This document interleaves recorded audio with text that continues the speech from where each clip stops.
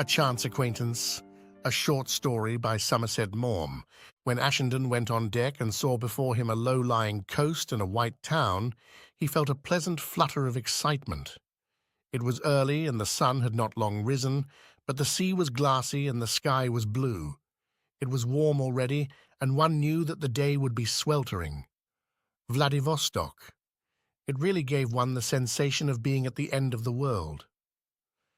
It was a long journey that Ashenden had made from New York to San Francisco, across the Pacific in a Japanese boat to Yokohama, then from Tsuruki in a Russian boat, he, the only Englishman on board, up the Sea of Japan. From Vladivostok, he was to take the Trans-Siberian to Petrograd. It was the most important mission that he had ever had, and he was pleased with the sense of responsibility that it gave him. He had no one to give him orders, unlimited funds. He carried in a belt next to his skin bills of exchange for a sum so enormous that he was staggered when he thought of them. And though he had been set to do something that was beyond human possibility, he did not know this and was prepared to set about his task with confidence. He believed in his own astuteness. Though he had both esteem and admiration for the sensibility of the human race, he had little respect for their intelligence. Man has always found it easier to sacrifice his life than to learn the multiplication table. Ashenden did not much look forward to 10 days on a Russian train, and in Yokohama he had heard rumors that in 1 or 2 places bridges had been blown up and the line cut. He was told that the soldiers, completely out of hand, would rob him of everything he possessed and turn him out on the steppe to shift for himself.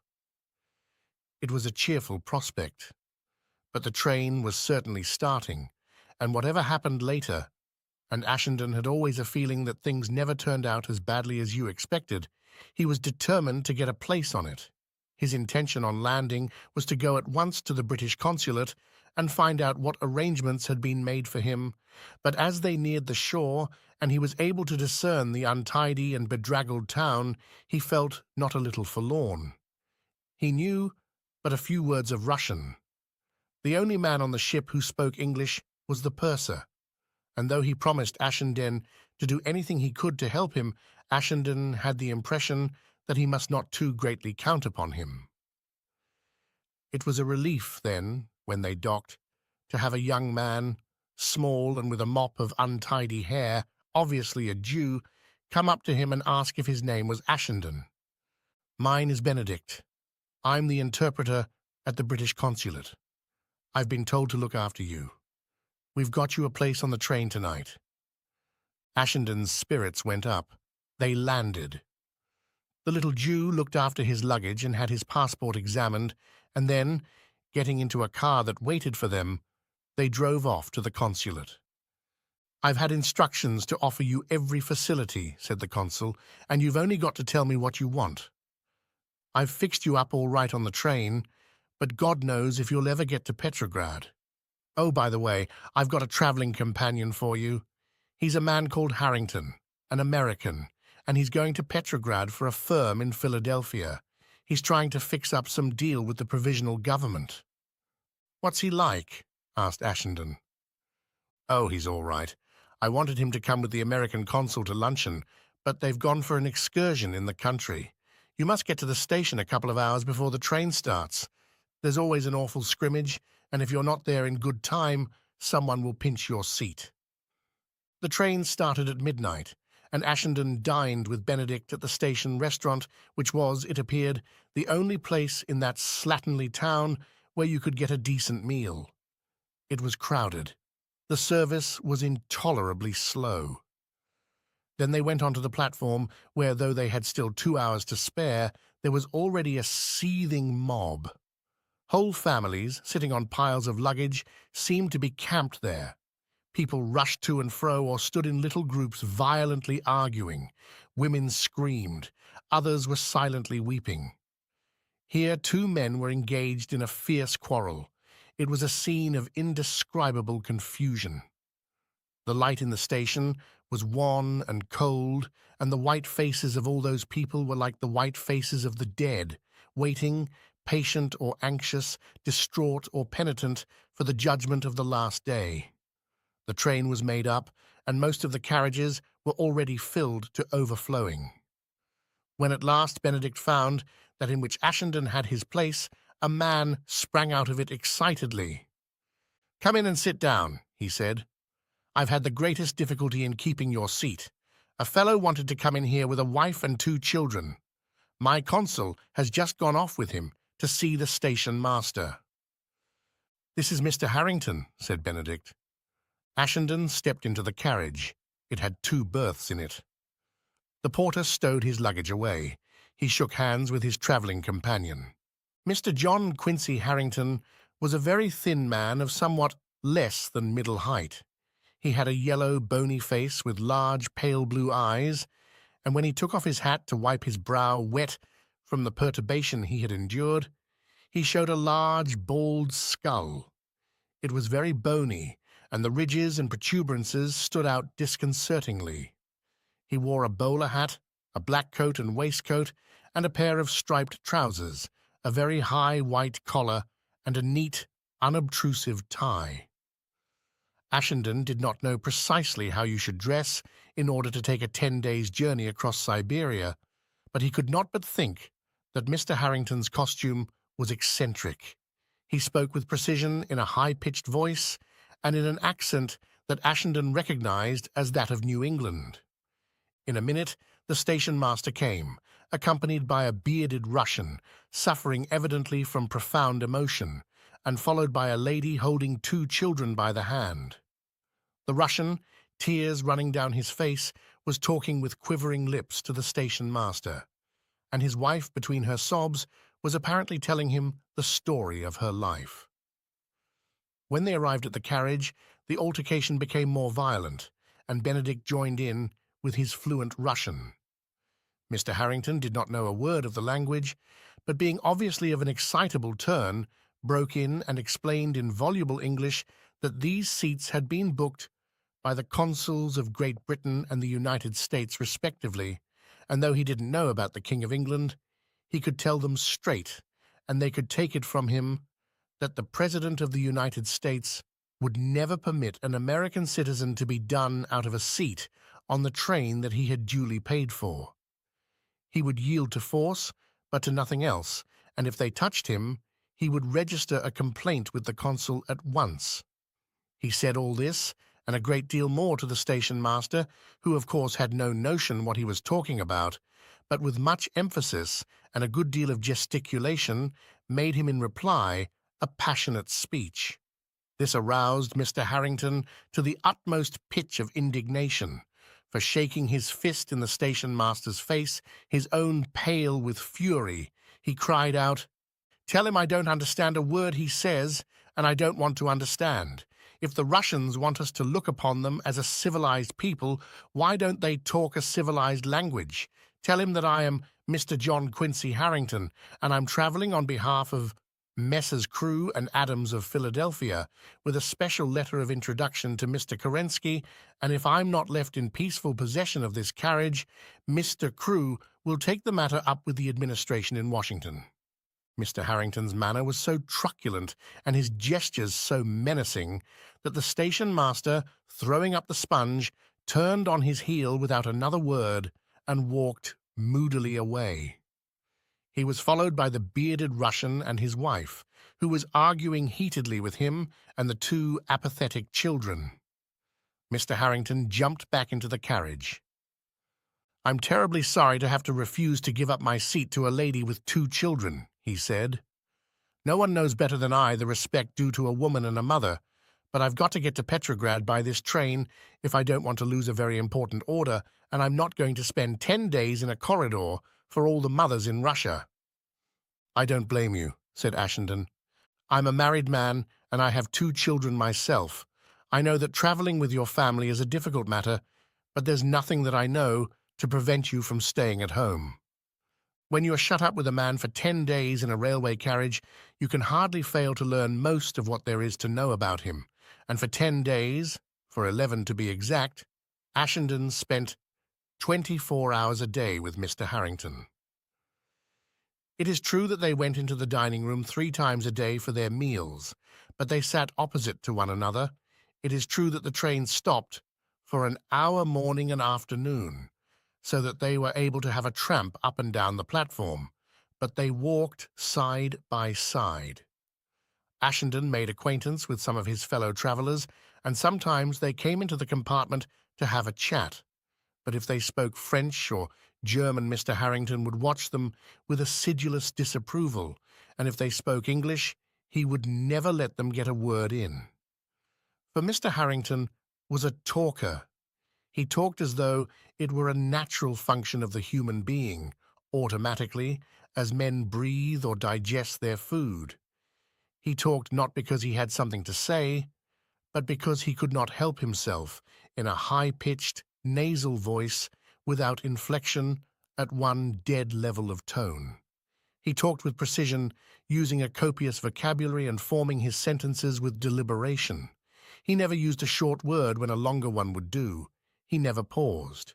He went on and on. It was not a torrent, for there was nothing impetuous about it. It was like a stream of lava pouring irresistibly down the side of a volcano. It flowed with a quiet and steady force that overwhelmed everything that was in its path. Ashenden thought he had never known as much about anyone as he knew about Mr. Harrington, and not only about him, with all his opinions, habits, and circumstances, but about his wife and his wife's family, his children and their schoolfellows, his employers, and the alliances they had made for 3 or 4 generations with the best families of Philadelphia. His own family had come from Devonshire early in the 18th century, and Mr. Harrington had been to the village where the graves of his forebears were still to be seen in the churchyard. He was proud of his English ancestry, but proud too of his American birth, though to him America was a little strip of land along the Atlantic coast, and Americans were a small number of persons of English or Dutch origin, whose blood had never been sullied by foreign admixture. He looked upon the Germans, Swedes, Irish, and the inhabitants of Central and Eastern Europe, who for the last 100 years have descended upon the United States as interlopers. He turned his attention away from them as a maiden lady who lived in a secluded manner might avert her eyes from the factory chimneys that had trespassed upon her retirement. When Ashenden mentioned a man of vast wealth who owned some of the finest pictures in America, Mr. Harrington said, "I've never met him. My great-aunt Maria Penn Warmington always said his grandmother was a very good cook. My great-aunt Maria was terribly sorry when she left her to get married. She said she never knew anyone who could make an apple pancake as she could." Mr. Harrington was devoted to his wife, and he told Ashenden at unbelievable length how cultivated and what a perfect mother she was. She had delicate health and had undergone a great number of operations, all of which he described in detail. He had had 2 operations himself, one on his tonsils and one to remove his appendix, and he took Ashenden day by day through his experiences. All his friends had had operations, and his knowledge of surgery was encyclopedic. He had 2 sons, both at school, and he was seriously considering whether he would not be well advised to have them operated on. It was curious that one of them should have enlarged tonsils, and he was not at all happy about the appendix of the other. They were more devoted to one another than he had ever seen 2 brothers be, and a very good friend of his, the brightest surgeon in Philadelphia, had offered to operate on them both together so that they should not be separated. He showed Ashenden photographs of the boys and their mother. This journey of his to Russia was the first time in their lives that he had been separated from them, and every morning he wrote a long letter to his wife, telling her everything that had happened and a good deal of what he had said during the day. Ashenden watched him cover sheet after sheet of paper with his neat, legible, and precise handwriting.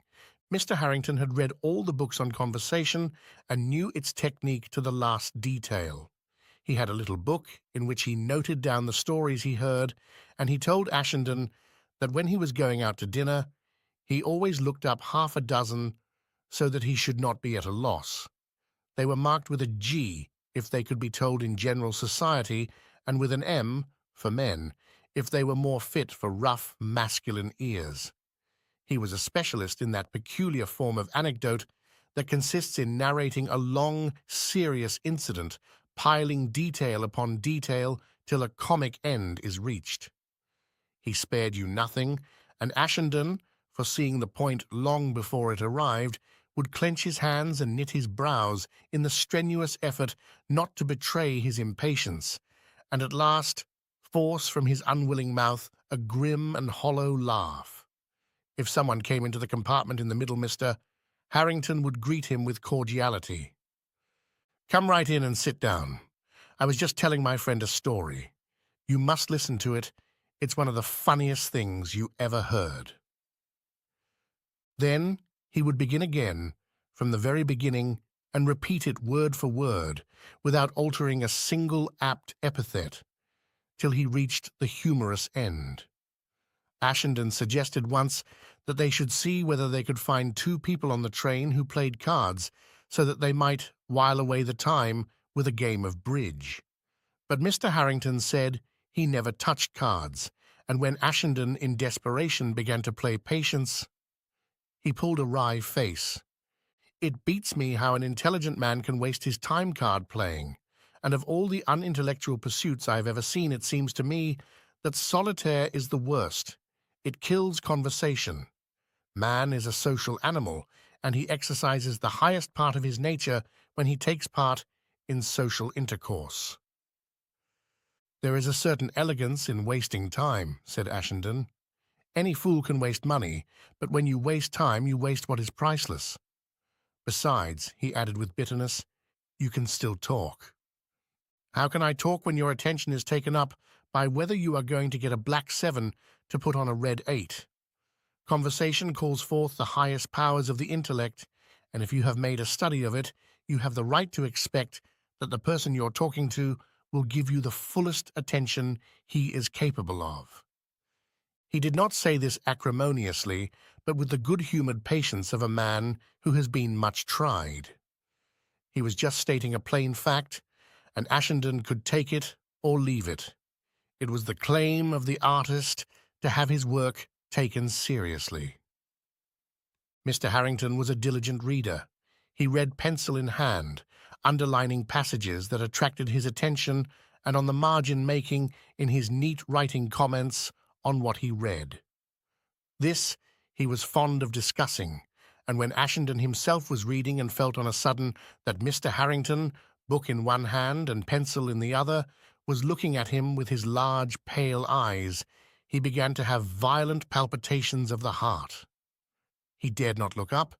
He dared not even turn the page, for he knew that Mr. Harrington would regard this as ample excuse to break into a discourse, but remained with his eyes fixed desperately on a single word, like a chicken with its beak to a chalk line, and only ventured to breathe when he realized that Mr. Harrington, having given up the attempt, had resumed his reading.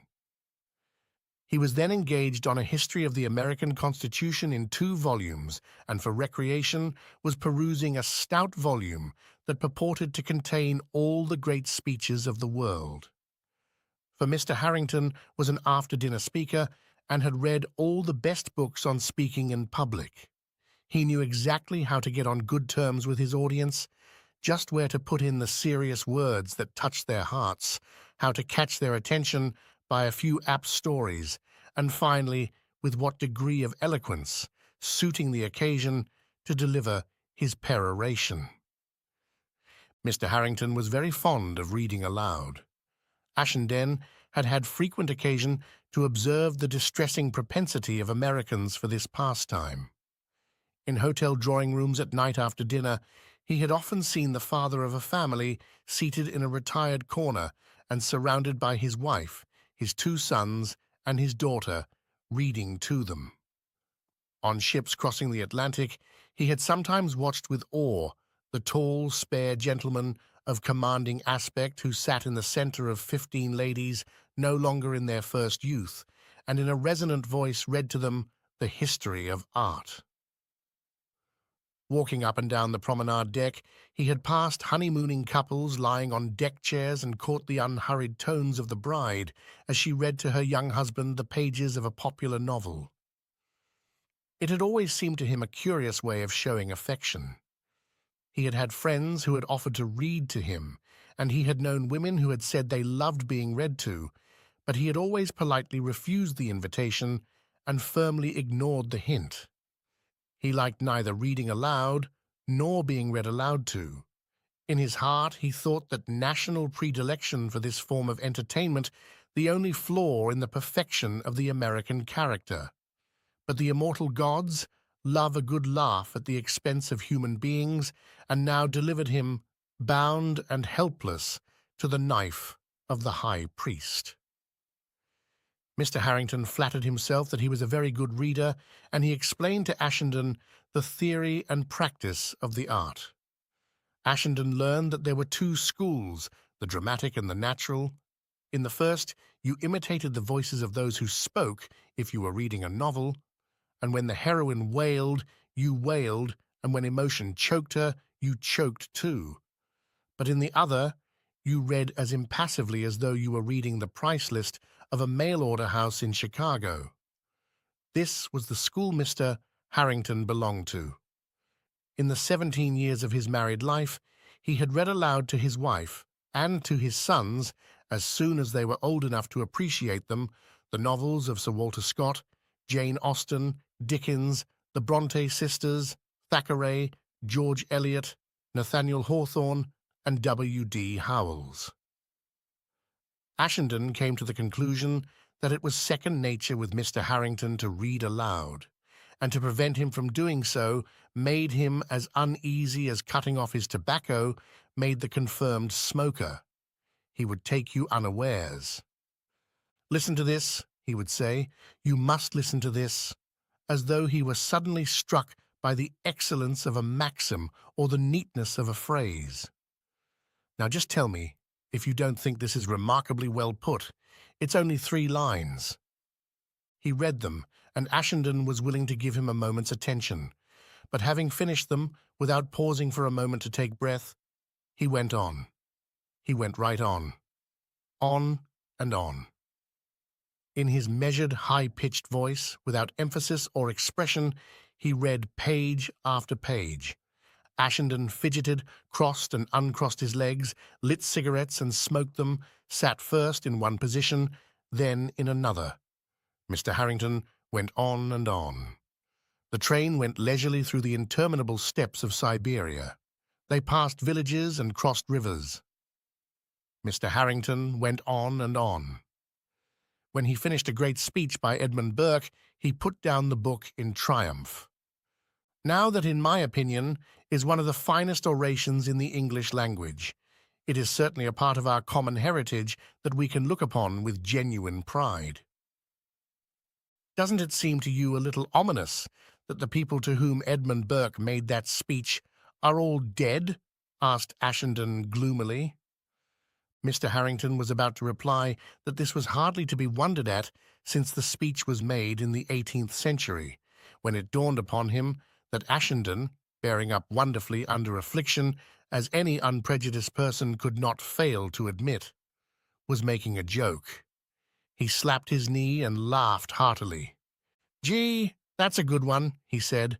"I'll write that down in my little book.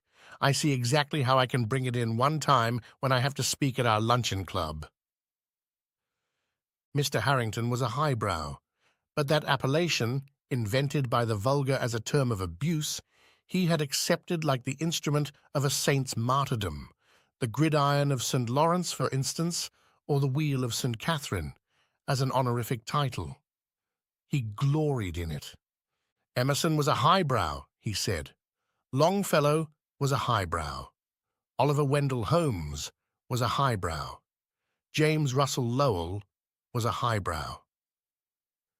Mr. Harrington's study of American literature had taken him no further down the years than the period during which those eminent but not precisely thrilling authors flourished. Mr. Harrington was a bore. He exasperated Ashenden and enraged him. He got on his nerves and drove him to frenzy. But Ashenden did not dislike him. His self-satisfaction was enormous, but so ingenuous that you could not resent it. His conceit was so childlike that you could only smile at it. He was so well-meaning, so thoughtful, so deferential, so polite, that though Ashenden would willingly have killed him, he could not but own that, in that short while, he had conceived for Mr. Harrington something very like affection. His manners were exquisite, formal, a trifle elaborate perhaps. There is no harm in that, for good manners are the product of an artificial state of society, and so can bear a touch of the powdered wig and the lace ruffle. But though natural to his good breeding, they gained a pleasant significance from his good heart. He was ready to do anyone a kindness, and seemed to find nothing too much trouble if he could thereby oblige his fellow man. He was eminently serviable, and it may be that this is a word for which there is no exact translation, because the charming quality it denotes is not very common among our practical people. When Ashenden was ill for a couple of days, Mr. Harrington nursed him with devotion. Ashenden was embarrassed by the care he took of him, and though racked with pain, could not help laughing at the fussy attention with which Mr. Harrington took his temperature, from his neatly packed valise, extracted a whole regiment of tabloids, and firmly doctored him. And he was touched by the trouble he gave himself to get from the dining car the things that he thought Ashenden could eat.